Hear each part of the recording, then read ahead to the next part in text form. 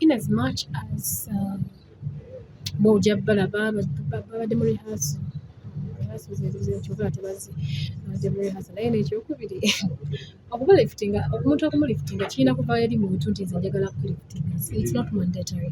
Olw'ensonga bwe bakusooka kukwatira okutuka bwe mukama nze mbadde manyi yawanirira lwaki gweyagala nze bakuwanirira tubadde tulina obakwatako sikibuuza nno mu bubi tubadde tulina obakwatako nedda so kitegeeza nti kyakwesiimira okitegeera nabo basobola okutuuka bwe basobola okutuuka ngasiba ku tteeko si kyo engeri bwe baba bakyogerayo bati ate kirinamu entitlement etali ntuufu tali entitled kukukwatako naye ate kirungi bwe ngamba nti akankwate ku munnange ono atuukeko waatuuse naye bwe mba sikikoze remember si kyampaka Kristo Yesu yalina okukwatako n'okusinga ku nze nsobola n'okukwatako ne bigambo okimanyi nsobola okukwatako ne bitakola naye kakati gwe lwaki weesize nze abantu bangi bamanipulating nsobola okukwatako naye nga nkuggyako ky'olina abaana bwe baba n'ennyimba ennungi nsobola omukwatako nga musokoola nnyimba nga nkanakola ki kuziyiba kati ye aba agenda kufunirawo nga bwe mugamba bw'onaabeera nange bajja kukulaba tekikolebwa olowooza kiri mu kukolebwa abayimbi bangi naye nze kimmanyi nti mukama bw'aba ye yakuyita ajja kuwanirira naye era ajja kutwala eri abantu abasobola okuwanirira naye bwe obanga olowooza nti omu alina okumpanirira nze waki tebampaniridde nze waki tebampaniridde ogenda kukaaba nno emyaka giwere okule n'okula feesi etandika okukyuka ku maziga ng'eyali ekaaba nga yonna nneefu erifuyo ate okaabisankanyanya naye nga tewandigenze n'osaba ng'abalala bwe bagenda n'ogenda ne weegayirira mukama n'akolera eki tuve nnyo mu bwesige bw'abantu bayibuli egamba nti nno weesiga ki omuntu nga munye ayinamu breath of life yokka lwaki weesiga omuntu ng'ate ayinamu kagwassa gokka lwaki teweesiga nze Kristo Yesu mukama mumwagalako kitono naye ate byaleeta mubyagalira ddala ebyokubeera nga basitula ffe tubeetike neetike gundi neetike gundi zolooza amaanyi nenagenkana ki kitegeera mwagale mukama katonda okusinga bemwesiga abantu nze nja kukukwatako nkumanipulating weevume n'ekitonde kiyitibwa omuntu naye nga Kristo Yesu tasobola kunswaza si kyekyo so omuntu abayo n'agamba nti ba gospel artists you don't support each other aba akyogedde atya when they don't support each other how temutulaba kubivubya each other tubeerayo agamba wemukuba posita ng'ezo weteekako nga ggwe n'oteeka ne banno bantu babiri bokka abalala ne mubaleka kati posita bw'eba ejjudde tukuwanike ku mutwe Laneka omumanyi nedda yava n'agamba wayogera gwe kennyini nnyini nti toli mulokole naye ate weesiba mu balokole olina namba ye mubuuze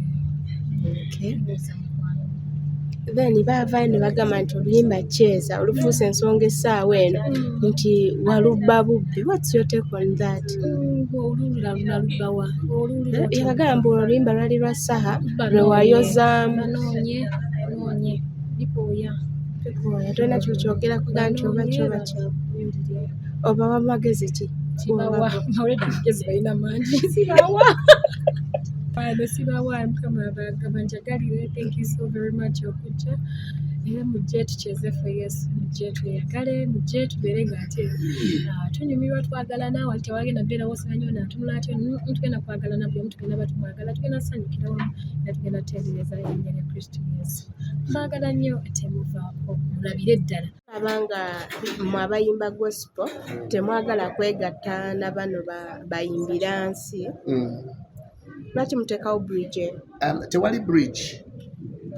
tewali bridge actually nze wemba nina abantu njagala nnyo ab'ensi I love secular people mbaagala nnyo naye obuzibu buli nti okumanya nti okukwagala tekitegeeza nti nzikiririza mu kyokola we can disagree ideologically but be friends now bwe tuba tegese worship concert mbuulira omusamize gw'omanyi naawe okimanyi omusamize mulogo ajja akola eki worship concert and some of these people you know okimanyi nti omuyimbi gundi mulogo bamanyi n'okweyolera oli yandoga oli ano kitegeera if it is a worship concert really ajja kuyimbira eki ye ajja kubuulira eki so this we are not saying tetubaagala we love them so much ne katonda takyawa mwonoonyi akyawa kibi the Lord hates sin not the sinner. The Lord loves sinners. Same way, we love sinners. I love them so much. don't want to say I'm calling them sinners, I'm not judging, but I'm saying abatayimbira Mukama sina kuyimba kukka abatakkiririza mu Katonda wange bajja ate abayimbire ki naye tubaniriza okujja okutuula balabire bawulire bye twogera oba oliawo ate kirala. It's not about us. Gabby Ntante concert, it's not about Gabby. Nakamala concert Juzi, it's not about me, it's about God. So tubayita tubanjulire Katonda tuweereza. Okay.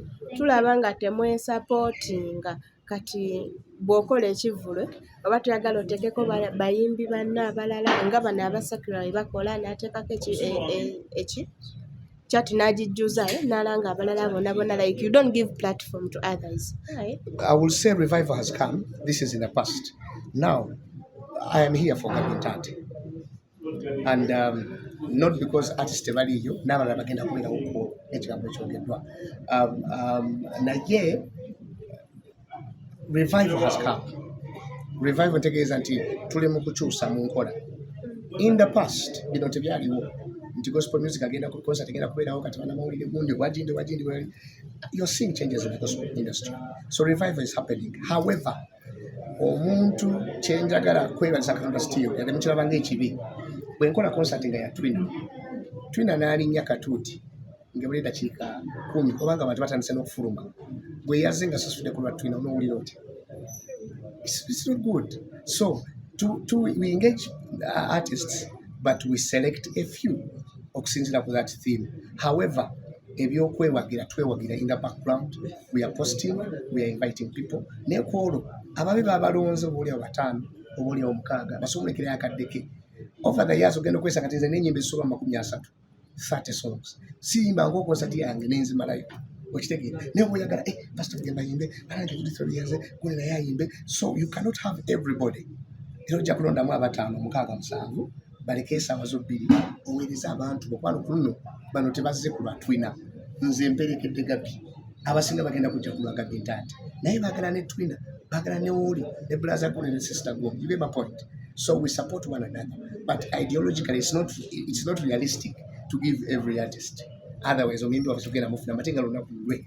Okay. Yes. Upcoming eyo aba gospel bagamba nti temubawa platform, mwagala muntu avuddeyo n'atuukira ddala waggulu gwe mwagala okuteeka ku bituuti byammwe.